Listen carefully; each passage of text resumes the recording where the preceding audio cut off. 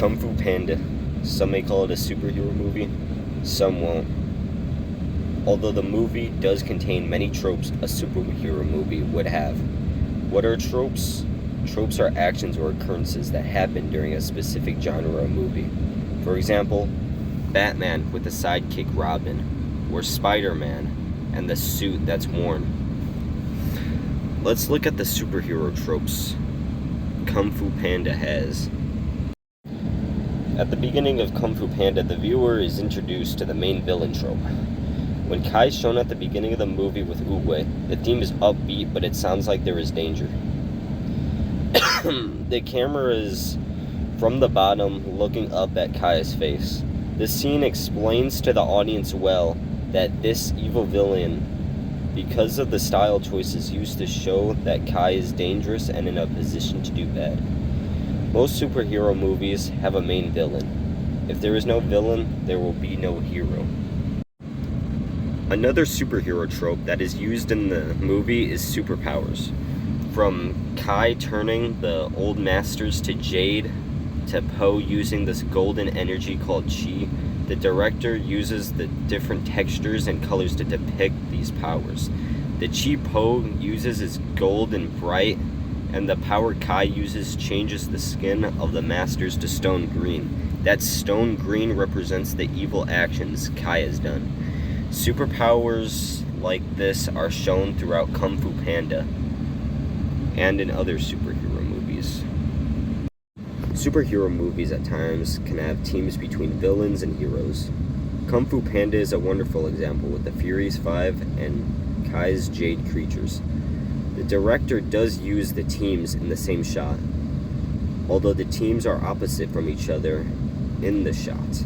The movie also plays music that is opposite of calm, but more quick and unresting, giving the mood that these two oppose each other. Superhero movies are notorious for having two different teams fighting each other. Dramatic movements and entrances are shown in all types of superhero movies. Kung Fu Panda is no exception. After the introduction of Kai at the beginning of the movie, the next scene shows Po and the Furious 5 jumping around town just to order noodles. With fast and anxious music playing and the two shots switching quickly, also the movie changes the character placements around extraordinarily quickly. All of this for a task that seems mundane. Superheroes always depict the superhero moving around in ridiculous ways. That's what makes the superheroes super. Identity is very important in any superhero movie. Even though Po doesn't hide behind a mask, the hero does have a superhero identity. It's the Dragon Warrior. The director makes the characters work in a way so the people who actually know Po call Po by real name. But the people who don't know Po only see the fights, only sees a hero, so those characters call Po the Dragon Warrior. Every superhero has their special name along with their real name, and Po is no exception.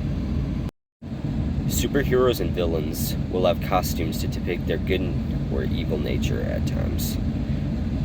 They wear dramatic clothing to depict their dramatic actions. At the end of the movie, when Po is wearing a golden robe that is bright, that golden brightness is a symbol that Po is doing good. The bright and gold represents a good nature of the actions that are being done. Although Kai's costume is dark, and that is a symbol of what Kai is doing is bad, representing evil nature. Costumes represent good and bad personality based on the colors of the character's appearance. So the audience can tell who is good and bad just by looking. Movies with superheroes in them will also at times have an enemy become a good guy, or vice versa. For example, Kai was once Uwe's student. Although with greed from taking chi, Kai becomes Uwe's enemy. This is shown at the beginning of the movie when Kai and Uwe are not in the same shot. There is a distance between them. Also, there is a flashback from when Shifu reads the Jade Scroll.